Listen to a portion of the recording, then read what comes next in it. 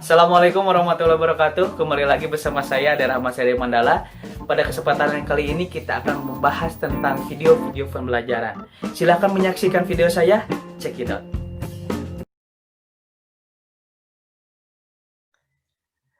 Pada video kali ini kita akan membahas tentang keunggulan dan kelemahan bahasa. Jadi dalam setiap bahasa itu pasti mempunyai keunggulan dan kelemahan. Dan yang akan kita bahas bahasa di sini secara umum yaitu bahasa lisan, tulisan, dan bagaimana bahasa di media sosial. Saya rasa tiga itu hal yang akan dibahas pada video kali ini.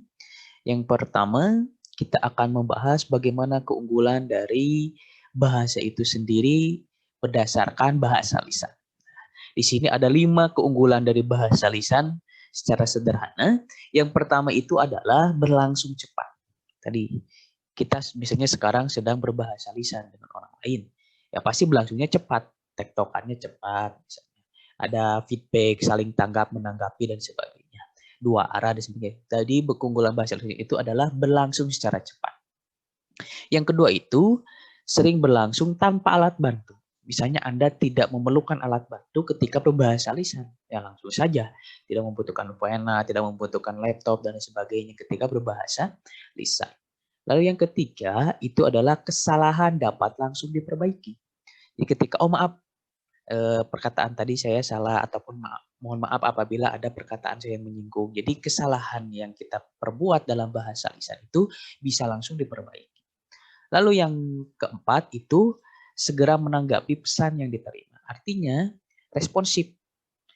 Jadi ketika orang berbahasa lisan itu langsung tanggap. Tidak lemot, tidak lola, dan sebagainya.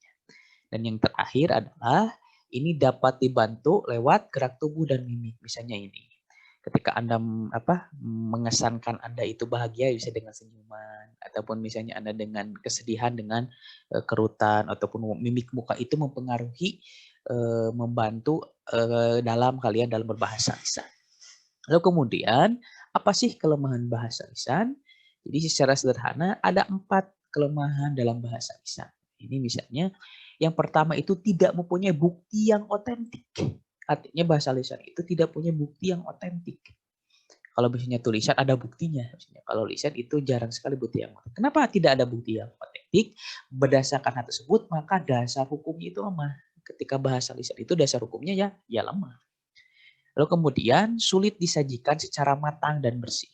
Jadi disajikannya bahasa lisan itu sulit secara matang dan bersih kecuali misalnya sudah dipersiapkan sebelumnya sebelum Anda berbicara secara lisan. Ya kalau misalnya impromptu langsung bahasa langsung itu disajikannya sulit untuk secara matang bahkan untuk bersih ya. Lalu yang terakhir ini mudah dimanipulasi. Ya tadi misalnya sekarang karena kecanggihan teknologi, misalnya perkataan seseorang kan bisa dibuat-buat. Misalnya wajahnya wajah Donald Trump, padahal bukan dia yang bicara. Hanya ada sekarang misalnya ada yang dinamakan dengan dabir. Dabir itu adalah orang-orang yang bisa menirukan suara orang lain. Nah, itu kan bisa jadi mudah dimanipulasi kalau kita berbahasa secara lisan. Lalu yang selanjutnya adalah dari keunggulan bahasa tulisan. Secara sederhana, bahasa tulisan itu mempunyai 4 keunggulan. Yang pertama itu mempunyai bukti otentik. Misalnya ini saya ambil dari salah satu akun, misalnya media sosial dan sebagainya, itu kan kami tidak takut teroris, kami hanya takut galau pas lagi sayang-sayangnya. Itu kan ketahuan walaupun orangnya serius, pernah misalnya satu tweet dia misalnya menunjukkan bahwa dia orangnya yang bisa galau juga ataupun sebagainya. Ini membutuhkan bukti yang otentik. Ini tidak bisa dihapus dan sebagainya. Lalu kemudian dasar hukumnya kuat tadi. Kalau sudah ada bukti otentik ya otomatis dasar hukumnya itu akan lebih kuat.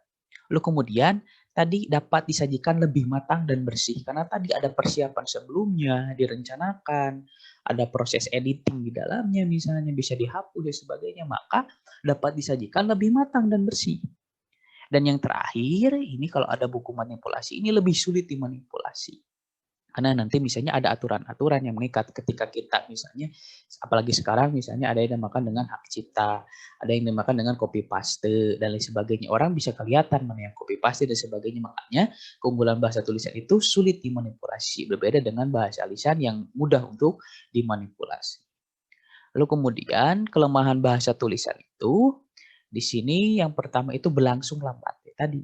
Karena bahasa tulisan itu tadi kita harus tidak secara langsung, misalnya harus diketik terlebih dahulu, harus kita pikirkan terlebih dahulu, kemudian ada proses editing di dalamnya, maka kelemahan bahasa tulisan itu berlangsung lambat.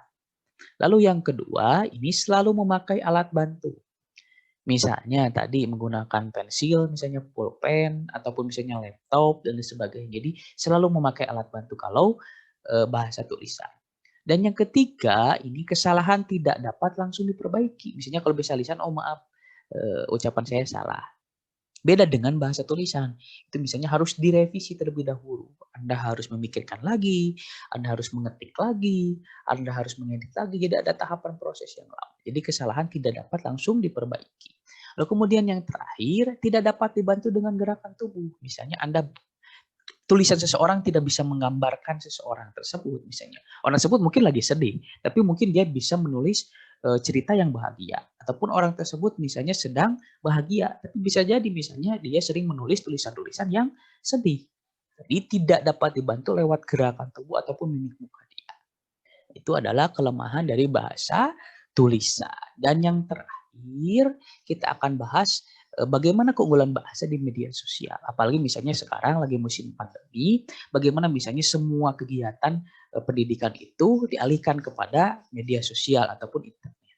Nah, apa sih keunggulan bahasa di media sosial? Misalnya saya aplikasikan dalam dunia pendidikan. Yang pertama itu adalah dapat dilakukan kapan saja dan di mana saja. Ketika dulu misalnya kalian harus bertatap muka dengan guru, dengan dosen itu harus di kelas.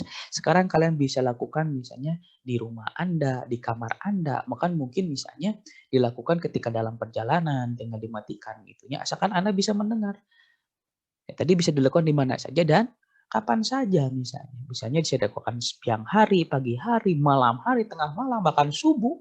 Itu bisa dilakukan kapan saja dan di mana saja. Lalu kemudian ada efisiensi biaya. Ya, kita bandingkan misalnya ketika kalian sekolah biasa itu ataupun kuliah biasa itu misalnya kalian harus mengeluarkan biaya transportasi, biaya kalau mengekos biaya kos, biaya hidup, makan, isoma dan sebagainya, beli buku dan sebagainya. Sedangkan misalnya bisa mengefisiensi biaya. Yang pertama hanya butuh kuota dan yang kedua misalnya hanya butuh sinyal yang bagus saja. Kalau dari segi biaya ini lebih efisien. Dan selanjutnya adalah efisiensi waktu. Misalnya kalau kuliah itu harus berapa jam dari pagi sampai siang itu non-stop misalnya kalian kuliah ataupun sekolah, sekarang misalnya lebih gampang lagi. Lebih sederhana lagi. Tidak mungkin Anda misalnya berjam-jam terus-terusan misalnya diasupan oleh materi-materi. Hanya sederhana saja. Mungkin tugasnya ya tadi agak lebih lama. Tapi lebih efisiensi secara waktu. Lalu kemudian ini terintegrasi dengan layanan teknologi informatika yang lain. Misalnya kalian lebih paham lagi bagaimana teknologi dan informatika terlebih dahulu misalnya. Misalnya dari dulu misalnya gak bisa bermedia sosial, sekarang diusahakan bermedia sosial. Dulu ketika tidak bisa membuat video di YouTube, sekarang bisa menjadi pembuat video di YouTube. Dulu gak bisa nge-vlog, sekarang bisa nge-vlog. Misalnya, ataupun dulu tidak punya Instagram, kalau sekarang harus misalnya kan harus diposting di Instagram. Jadi kalian lebih melek teknologi misalnya. Karena tadi terintegrasi dengan layanan TIK yang lainnya. Lalu kemudian meningkatkan intensitas berkomunikasi. Jadi lebih intens ketika dulu misalnya sudah kalian sekolah, sudah beres kalian kuliah, tidak ada komunikasi lebih lanjut dengan dosen ataupun dengan guru. Beda dengan sekarang misalnya intensitas komunikasi kalian itu lebih intens ataupun lebih tinggi. Karena apa? Karena tadi harus saling berkomunikasi jauh lebih lanjut. Dan yang terakhir adalah meningkatkan partisipasi. Nah, selanjutnya misalnya kalau dulu partisipasinya itu sangat sedikit, kalau sekarang partisipasinya lebih lanjut. Misalnya kalau dulu hanya di kelas saja, kalau sekarang kan kalian bisa, Pak, ini gak ada yang bisa saya kerjakan ataupun saya tidak mengerti bagian ini dan sebagainya, bisa langsung. Makanya di sini meningkatkan partisipasi dari murid ataupun mahasiswa ketika misalnya melakukan pendidikan secara online. Tapi misalnya itu beberapa keunggulan, tapi di balik keunggulan pasti ada kekurangannya. Apa misalnya kekurangan dari bahasa di media sosial ini? Salah satunya misalnya kalau diaplikasikan dalam pendidikan itu adalah tidak mewakili emosi pengguna. Artinya misalnya sang pengajar, mau dosen, mau guru tidak bisa mewakili penggunanya. Karena tadi hanya melakukan melalui online. Ataupun misalnya mahasiswa bisa saja misalnya lagi kuliah sambil rebahan, kuliah sambil tiduran, kan tidak dilihat apalagi kalau dimatikan kameranya ketika misalnya bertatap muka, apalagi misalnya menggunakan media tertentu. Ya tadi seenaknya saja dan sebagainya. Itu makanya tidak bisa mewakili emosi pengguna. Lalu kemudian memerlukan perangkat khusus tadi.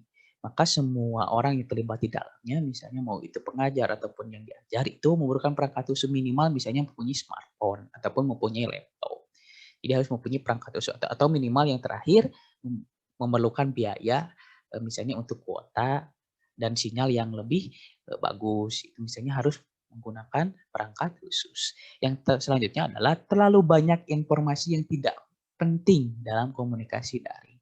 Ya banyak sekali misalnya banyak informasi yang tidak penting yang dibicarakan ketika komunikasi daring, Pak, yang seharusnya itu sudah dimengerti misalnya.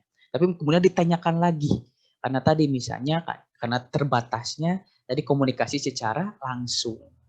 Jadi banyak sekali informasi yang tidak penting yang ditanyakan ketika dalam pendidikan secara daring ini. Lalu yang terakhir adalah menyita konsentrasi. Karena tadi ketika banyaknya tugas ataupun ketika banyak lebih intens lagi secara komunikasi, maka itu menyita konsentrasi Anda. Makanya ketika melakukan pendidikan secara online ini harus mempunyai konsentrasi yang penuh. Misalnya, jangan sampai Anda salah fokus ketika menggunakan bahasa di media sosial ataupun nanti ada typo misalnya. Jangan sampai nanti typo ataupun nanti bisa menimbulkan salah persepsi dan lain sebagainya. Saya rasa itu saja yang dapat saya sampaikan pada video kali ini. Semoga bermanfaat.